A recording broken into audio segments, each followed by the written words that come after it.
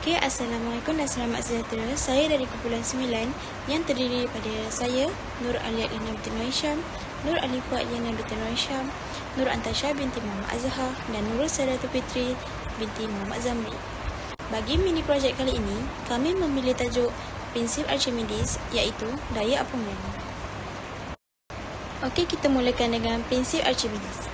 Prinsip Archimedes menyatakan bahawa daya apungan yang diberikan pada objek yang terendam sebahagian atau sepenuhnya dalam bendalih sama dengan berat bendalih yang dipindahkan oleh objek. Ini dinyatakan oleh formula F sama dengan rho VG, di mana rho adalah ketempatan bendalih, G adalah pecutan akibat graviti dan V pula adalah isi padu bendalih yang dipindahkan oleh objek. V hanya sama dengan isi padu objek jika tenggelam sepenuhnya. Berikut merupakan formula prinsip Archimedes. Daya apungan sama dengan berat cecair yang disusahkan dalam kurungan mg. Daya apungan sama dengan mg. Ketupatan iaitu rho sama dengan jisim per isi padu.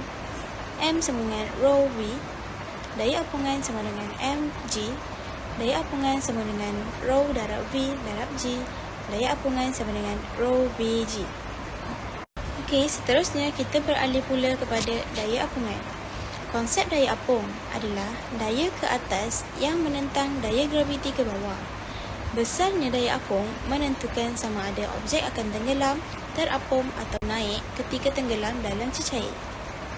Yang pertama, objek akan tenggelam jika daya graviti yang bertindak di atasnya lebih besar daripada daya apung. Seterusnya, objek akan terapung jika daya graviti yang bertindak di atasnya sama dengan daya apung.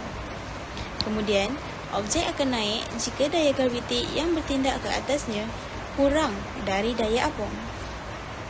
Assalamualaikum warahmatullahi wabarakatuh. Nama saya Nurul Sadatul Fitri binti Muhammad Zamri. Nombor matrik saya 14 DKA 20F 2020. Berdasarkan slide di atas, saya ingin menerangkan tentang pemerhatian yang dapat diambil daripada formula F sama dengan PGV. Pertama, objek terendam yang mempunyai isi padu yang sama akan menggantikan jumlah cecair yang sama dan mengalami kekuatan daya apung yang sama, walaupun objek tersebut terbuat dari bahan yang berbeza. Walau bagaimanapun, objek yang berbeza berat akan melayang dan naik atau tenggelam. Yang kedua, udara yang mempunyai ketupatan kira-kira 800 kali lebih rendah daripada air akan mengalami daya apung yang jauh lebih rendah daripada air. Berikut adalah video eksperimen yang dilakukan oleh kumpulan kami mengenai daya apungan. Bahan-bahan yang diperlukan untuk membuat eksperimen. Yang pertama, air. Yang kedua, penimbang digital. Yang ketiga, bekas yang telah dilubangkan. Yang keempat, bekas tambahan untuk menadah air yang tersasar. Kelima, penutup botol. Keenam, duit shilling. Mari kita mulakan eksperimen. Letakkan kedua-dua bekas secara bersebelahan. Tuangkan air sehingga separuh bekas.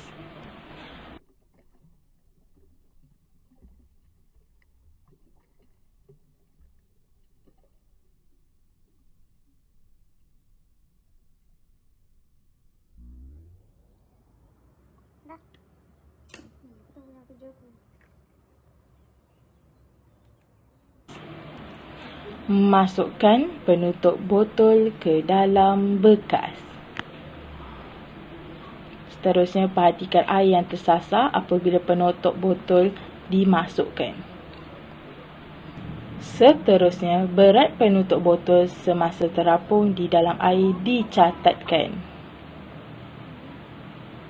Selepas itu, duit shilling dimasukkan ke dalam bekas yang sama. Perhatikan keadaan duit shilling dan penutup tersebut.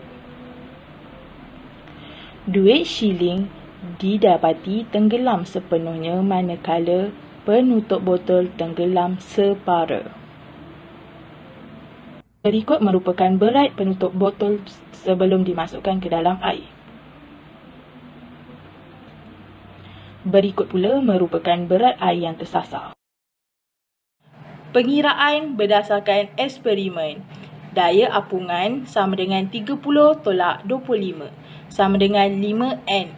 Ketupatan rho sama dengan 1000 kg M-3. Formula daya apungan rho darab V darab G.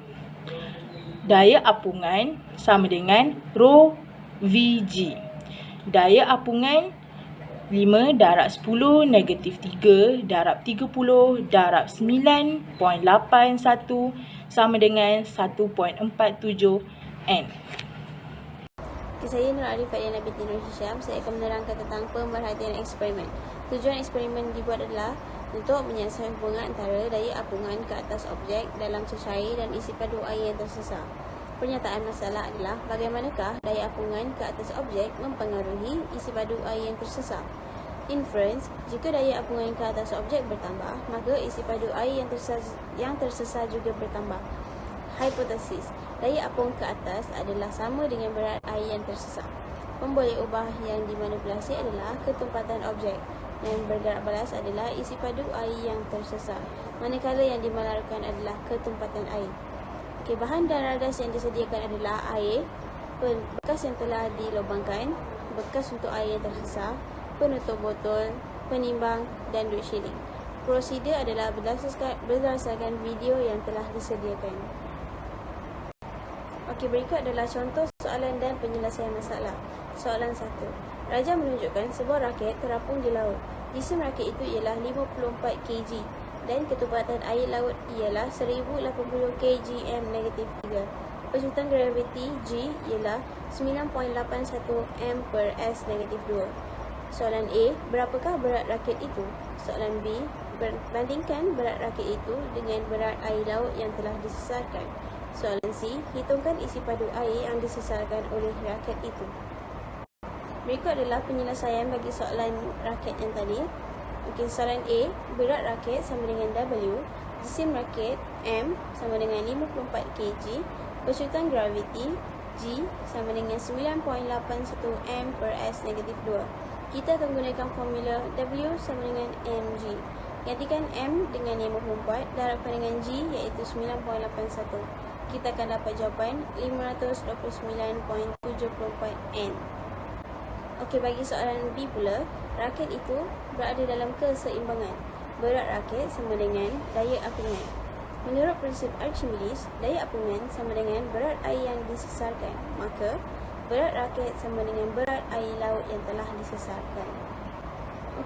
Kita beralih kepada soalan C. Isi padu air yang disesarkan V. Berat raket W sama dengan 529.74 N. Ketupatan air laut rho sama dengan 1080 kg M-3. Berat raket sama dengan berat air laut yang disesarkan. Kita akan gunakan formula W sama dengan rho VG. Gantikan W dengan 529.74 sama dengan rho gantikan dengan 1080 darab dengan V darabkan dengan G iaitu 9.81. V sama dengan 529.74 per 1080 darab 9.81. Kita akan dapat jawapan 0.05 M kuasa 3. Saya Antasha akan menerangkan soalan 2. Raja 2 menunjukkan satu bongkar kayu yang dimasukkan ke dalam air.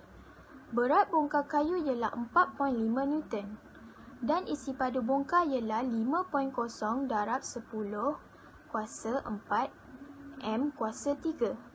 Berdasarkan perhitungan yang sewajarnya, tentukan gerakan bongkar itu dalam kurungan ketupatan air P sama dengan 1000 kg M-3 dan pecutan graviti G sama dengan 9.81 M per S-2. Mari kita selesaikan penyelesaian 2. Ketupatan air P sama dengan 1000 kg M-3. Pecutan graviti G sama dengan 9.81 m per s negatif 2. Isi padu bongkar V sama dengan 5.0 darab 10 kuasa 4 M kuasa 3. Daya apungan FP sama dengan PVG sama dengan 1000 darab 5.0 darab 10 kuasa 4 darab 9.81 bersamaan dengan 4.91 Newton. Berat bongkar sama dengan 4.5 Newton. Berdasarkan perhitungan daya apungan berat bongkar, bongkar akan bergerak ke atas dengan sesuatu pecutan. Kesimpulannya adalah yang pertama, objek akan tenggelam dalam air apabila ketupatannya lebih tinggi daripada air, dan objek akan timbul dan terapung di dalam air apabila ketupatannya lebih rendah berbanding ketupatan air. Akhir sekali, prinsip Archimedes dapat digunakan dalam kehidupan harian seperti kapal selam, belen udara panas dan lain-lain.